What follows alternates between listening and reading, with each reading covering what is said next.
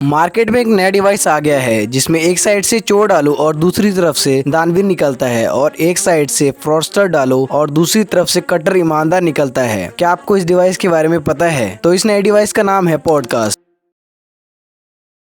तो राज शमानी और विजय माल्या का पॉडकास्ट तो तुम सभी ने देख ही लिया होगा। क्या मतलब नहीं देखा? क्योंकि 4 घंटे की एक सॉलिड इमेज वाइट वॉशिंग चल रही थी। मैंने जैसे तैसे पूरा पॉडकास्ट देख लिया, तो चलो इसे ब्रेक डाउन करते हैं। काफी लोगों का मानना है कि राज शमानी ने इस पॉडकास्ट में विजय माल्या की इमेज क्लीन करने की कोशिश की है, पर मैं इस बात से डिसएग्री करता हूं, क्योंकि ये कोशिश नहीं थी। पूरा पॉडकास्ट ही इस तरह से डिजाइन किया गया था कि विजय माल्या की इमेज वाइट वॉश की जा सके। राज शमानी चाहे जितना भी बोल ले कि उन्होंने पॉडकास्ट सिर्फ विजय माल्या की साइड जानने के लिए किया था, बट विजय माल्या का मोटिव क्लियर था, अपनी इमेज को साफ रखना, और ये बात माल्या ने खुद पॉडकास्ट में बोली थी। अब वीडियो में आगे बढ़ने से पहले मैं क्लियर कर देता हूँ, अगर तुम्हें लग रहा है कि मैं राज शमानी का हेटर हूँ तो तुम गलत हो। सारे पॉडकास्टर्स में अगर मैं किसी को देखता हूँ तो वो राज शमानी है, क्योंकि वो बंदा गेस्ट की कहानी में हाँ में हाँ नहीं मिलाता। उनका क्रॉस क्वेश्चनिंग का स्टाइल मुझे बहुत पसंद है। बट जब मुझे पता चला कि विजय माल्या उनके पॉडकास्ट पे आने वाले हैं, आई वॉज रियली एक्साइटेड। मुझे लगा इस बार कमाल की क्रॉस क्वेश्चनिंग होने वाली है, but I was totally disappointed. Podcast में राज भाई ने कुछ क्वेश्चन जरूर किए थे, बट जो सबसे इम्पोर्टेंट जगह थी वहाँ चुपचाप रहे। पूरा पॉडकास्ट विजय माल्या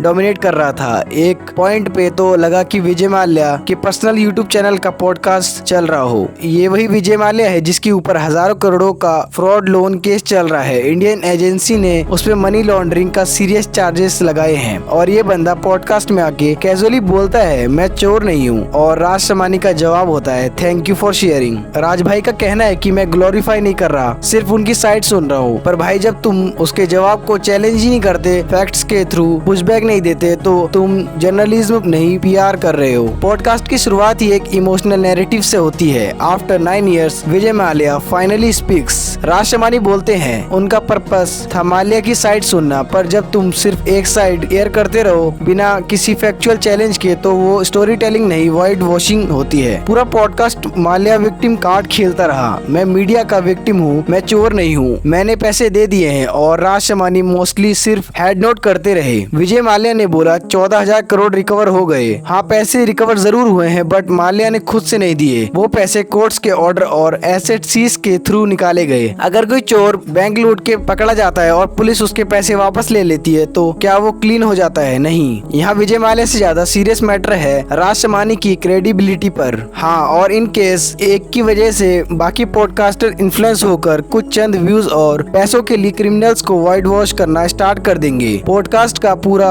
टोन एक इमेज रिबिल्डिंग कैंपेन जैसा था। माल्या का childhood, marketing genius, personal struggles सब स्पॉटलाइट में, पर एक्चुअलिटी के टाइम पर बस वेज एक्सक्यूजेस और इमोशनल फार्मिंग दिया गया। लेकिन फैक्ट्स क्या कहते हैं? विजय माल्या को कोर्ट ने फगेटिव इकोनॉमिक ऑफेंडर डिक्लेयर किया। उसने पब्लिक सेक्टर बैंक्स के लोन्स डिफॉल्ट किए। यूके और इंडियन कोर्ट्स में वो गिल्टी है फ्रॉड और मनी लॉन्ड्रिंग में। तो अगर आप एक फ्यूगिटिव को माइक दे रहे हो, तो जर्नलिज्म तभी होती है जब उसके आंसर्स को चैलेंज किया जाए, क्रॉस क्वेश्चनिंग हो। पॉडकास्ट की क्रेडिबिलिटी उस वक्त मर जाती है जब क्रिएटर सिर्फ व्यूज के लिए कंट्रोवर्शियल गेस्ट को प्लेटफॉर्म देता है बिना टफ क्वेश्चंस के। ये पॉडकास्टर्स को समझना होगा, उनका माइक सिर्फ स्टोरी टेलिंग का टूल नहीं है, बल्कि ट्रस्ट का वेपन है। अगर आप किसी डिस्प्यूटेड या क्रिमिनल फिगर को बुला रहे हो, तो आपकी रिस्पॉन्सिबिलिटी है कि ट्रुथ को डिफेंड करो। माल्या ने अपने आप को एक मिसअंडरस्टूड इमोशनल एंटरप्रेन्योर के रूप में प्रेजेंट किया, लेकिन फैक्ट्स ये बोलते हैं कि उसने पब्लिक मनी का मिसयूज किया और कोर्ट ने उसे गिल्टी माना है। अगर आप फैक्ट्स को इग्नोर करके सिर्फ एक साइड की कहानी दिखाते हो, तो आप सच नहीं एक स्क्रिप्टेड नैरेटिव दिखाते हो। विजय माल्या का पॉडकास्ट का मकसद था उसकी इमेज को क्लीन करना, और हॉनेस्टली वो इसमें काफी हद तक सक्सेसफुल भी रहा। लोगों ने तो उसे अपना पापा भी मान लिया। बस वो आके अपनी स्टोरी बोलता है और लोग उस पर बिलीव करना शुरू कर देते हैं। तो इससे ये भी क्लियर हो जाता है कि हमारे देश की अंधभक्ति वाली जनता का कुछ नहीं हो सकता।